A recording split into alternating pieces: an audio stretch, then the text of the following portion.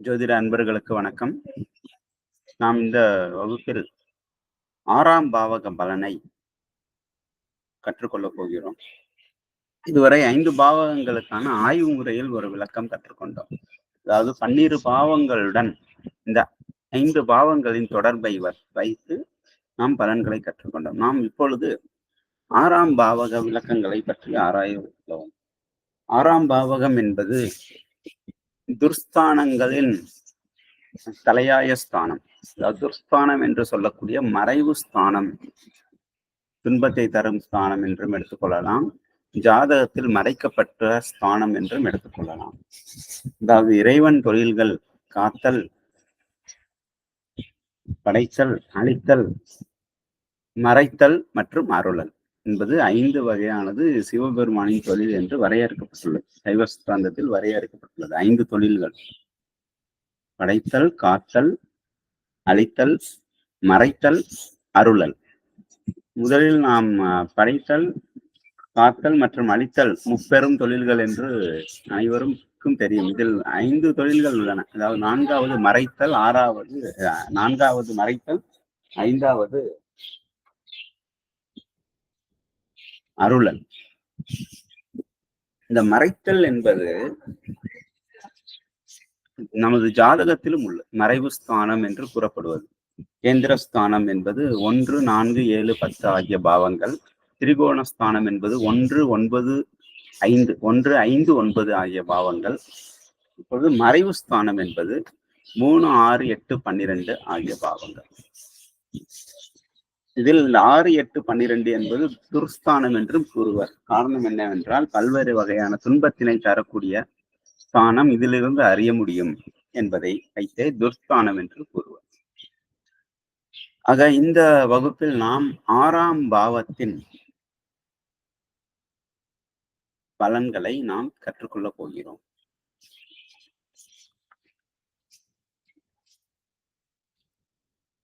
இந்த 6ஆம் பாவகம் என்பது ருணரோக சத்ருஸ்தானம் என்று கூறுவர்.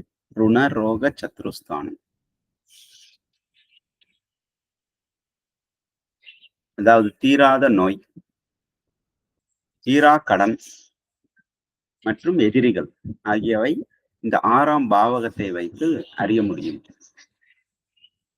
அதுபோக இந்த 6ஆம் பாவகத்தின் மூலம் ஒரு ஜாதகருக்கு ஏற்படும் பல்வேறு வகையான துன்பங்கள், ஷார்ட் டேர்ம் ப்ராப்ளம்ஸ் அப்படி என்று கூறக்கூடிய குறுகிய கால துன்பங்களை பற்றியும் அறிய முடியும். இந்த 6ஆம் பாவகம் என்பது நமது குடும்பத்திற்கான பூர்வ புண்ணியம். நமது குடும்பத்திற்கு பூர்வ புண்ணியம் எவ்வகையில் அமைந்துள்ளது என்பதை இந்த 6ஆம் இடம் காட்டும். ஒவ்வொரு பாவகமும் நன்மையும் தீமையும் கலந்தே அளிக்கும். நாம் ஒரு குறிப்பிட்ட பாவகத்தை மட்டும் மிகவும் உயர்த்தியோ ஒரு குறிப்பிட்ட பாவகத்தை மிகவும் தாழ்த்தியோ கூறக்கூடாது. 6ஆம் பாவகம் என்னதான் துர்ஸ்தானம் என்று அழைக்கப்பட்டாலும் அது ஜாதகருடைய குடும்பத்திற்கு அதுவே பூர்வ புண்ணிய ஸ்தானமாக மாறுகிறது. ஜாதகருடைய குடும்பம் சில நேரத்தில் ஜாதகர் படாத பாடுபடுவார், ஆனால் குடும்பம் நன்முறையில் இயங்கும்.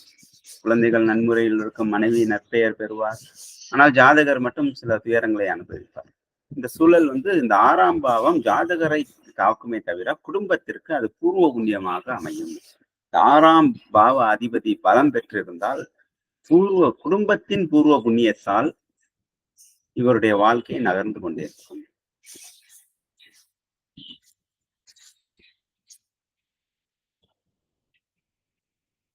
குடும்பத்தின் பூர்வ புண்ணியத்தால் இவருக்கு தனங்கள் வந்து சேரும் ஆகியவை நாம் சொல்லலாம்.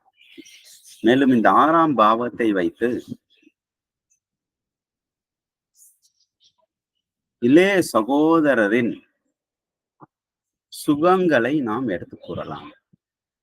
இளைய சகோதரர் என்ன விதமான சுகங்களை அனுபவிப்பார்?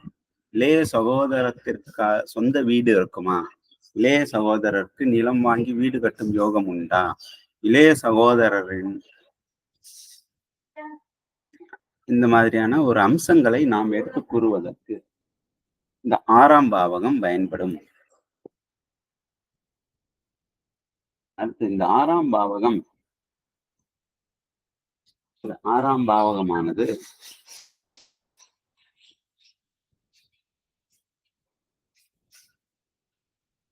நமது வாழ்க்கை துணையின் விரயங்கள் என்னவாறு இருக்கும் என்பதை அறிவதற்கு இந்த 6ஆம் இடம் பயன்படும். வாழ்க்கை துறையின் விரயங்கள், நமது மனைவி அல்லது கணவர் என்ன மாதிரியான விரயங்களை அவர் மேற்கொள்வார், அவரால் என்ன வகையான செலவுகள், என்ன மாதிரியான செலவுகள் எல்லாம் ஏற்படும் ஜாதகருக்கு என்பதை இந்த 6ஆம் இடம் எடுத்து கூறும். நமது வாழ்க்கை துணைவர் மேற்கொள்ளும் பயணங்கள் பற்றி இதன் மூலம் தெரிந்து கொள்ள முடியும். நமது வாழ்க்கை துணைவருடைய உறக்க நிலையை பற்றியும் இந்த 6ஆம் இடம் எடுத்து கூறும்.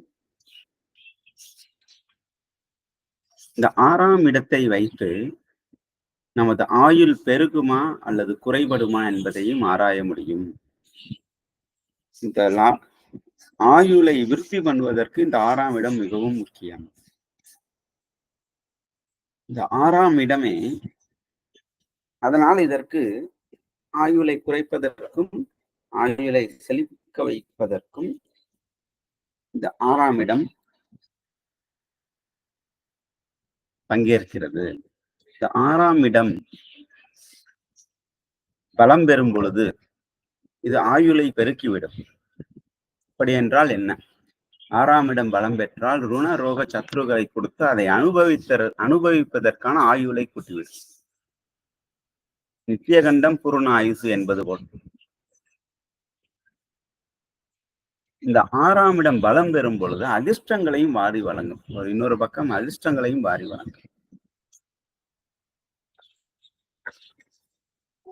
கடன் வாங்கிய கடன் தள்ளுபடி ஆவதோ அல்லது வாங்கிய கடனுக்கு வட்டி தள்ளுபடி ஆவதோ ஏதோ ஒரு முறையில் சில அதிர்ஷ்டங்களை வாரி வழங்கும். இந்த 6ஆம் இடம் என்பது தந்தையாருடைய தொழில் வளத்தை காட்டும். 6ஆம் இடம் என்பது தந்தையாருடைய தொழில் வளத்தை குறிக்கும். ஆகவே இந்த 6ஆம் இடம் ஒருவருக்கு பலம் பெற்றால், ஜாதகருடைய 6ஆம் இடம் பலம் பெற்றால் அவருடைய தந்தையாருடைய தொழில் செழிப்பாக இருந்திருக்கும் என்று பொருள். இந்த 6ஆம் இடம் என்பது அந்த ஜாதகரின் தொழிலுக்கு, ஜாதகரின் கர்மஸ்தானத்திற்கு, கர்மாவிற்கு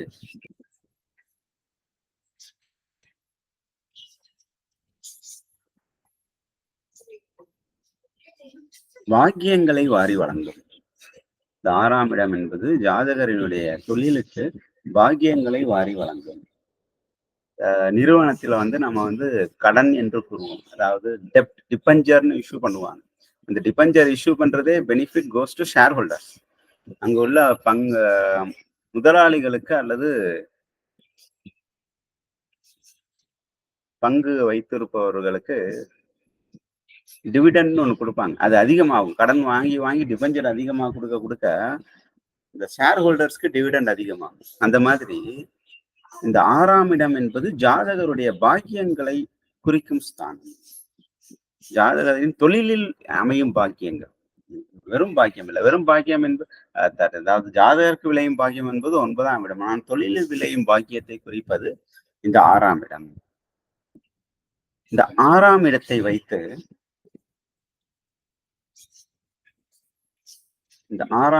வைத்து நாம் ஜாதகர் செய்ய வேண்டிய கர்மாக்களில் என்ன விதமான பாக்கியங்கள் அனைத்தும் இவருக்கு கிடைக்கும் என்பதையும் நாம் ஆராயலாம். தொழிலில் அதை குறித்துக் கொள்ள வேண்டும். பாக்கியம் என்பது பொதுப்படையாக வாழ்க்கையில் கிடைக்கும் பாக்கியம் அல்ல, தொழிலில் கிடைக்கும் பாக்கியத்தை இந்த 6ஆம் இடம் வைத்து ஆராயலாம்.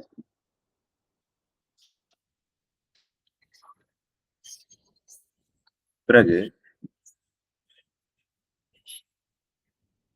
இந்த 6ஆம் இடத்தை வைத்து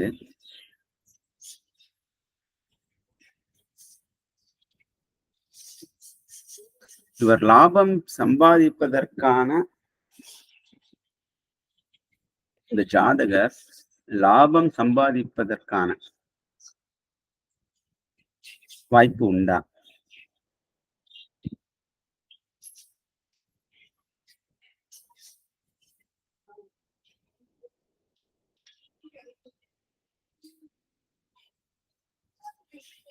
இந்த லாபம் சம்பாதிப்பதற்கான நிரந்தர வாய்ப்பு ஏற்படுமா என்பதை அறிவதற்கு இந்த 6ஆம் இடம் பயன்படும். அதேபோல் லாபத்தை குறைப்பதற்கும் இந்த ஜாதகருக்கு கிடைக்க வேண்டிய லாபத்தை குறைப்பதற்கும் இந்த 6ஆம் இடம் வழிவகுக்கும். 6ஆம் இடம் பலம் பெற்றால் ஜாதகருக்கு கிடைக்க வேண்டிய லாபங்கள் குறைபடும். பலம் இழந்தால் லாபம் அதிகமாகும் என்பதை நாம் கருத்தில் கொள்ள வேண்டும். இந்த 6ஆம் இடத்தை வைத்து ஒரு ஜாதகர் எவ்வளவு மணி நேரம் ஒரு நாளைக்கு உறங்குவார் என்பதையும் கணக்கிடலாம். அதாவது உறங்கும் நிலை பெருகும், பயணிக்கும் நிலை பெருகும், அவர் சுகிக்கும் நிலை, அதாவது ஒன்றை உண்கிறார், அதை அனுபவித்து உண்கிறார், எதை ஒன்று செய்கிறார், அதை அனுபவித்து செய்கிறார். அந்த சுகிக்கும் நிலையின் தன்மையை, அந்த நீடிப்பு தன்மையை பெருசுஸ்தானம். ஆக 6ஆம் இடம் என்பது மிகவும் முக்கியமானது. இந்த 6ஆம் இடத்தை வைத்து பல்வேறு வகையான நலன்களை நாம் ஆராய முடியும். தாய் மாமனின் முழு வாழ்க்கையையும் இந்த ஒரு ஜாதகரின் 6ஆம் இடத்தை வைத்து ஆராயலாம். தாய் மாமனின் குடும்பம், தாய் மாமனின் குடும்பம், தாய் மாமனுக்கு உடன் பிறந்தவர்கள், தாய் மாமனுடைய சொந்த வீடு அமைதல் முதலியவற்றையும், தாய்மாமனுடைய குழந்தைகள் பற்றியும், தாய்மாமனுடைய ருணரோக சத்ருக்களை பற்றியும், தாய் மாமனுடைய வாழ்க்கை துணை, அதாவது தாய் மாமன் என்றால் தாய் அத்தை போன்ற உறவு முறைகளையும் இந்த 6ஆம் இடத்தை வைத்து ஆராயலாம். ஆகவே இந்த 6ஆம் இடம் என்பது துர்ஸ்தானம் என்று அழைக்கப்பட்டாலும் இது ஜாதகருக்கு துர்ஸ்தானம். மற்ற பாவங்களுக்கும் மற்ற உறவு முறைகளுக்கும் பார்க்கும் பொழுது இது பல பேர்களுக்கு நன்மையே வாரி வழங்குகிறது என்பதை குறித்து வைத்துக் கொள்ள வேண்டும். நாம் அடுத்த வகுப்பில் 7ஆம் வகுப்பிற்கான பலன்களை கற்றுக்கொள்ளப் போகிறோம். வாழ்த்துக்கள்.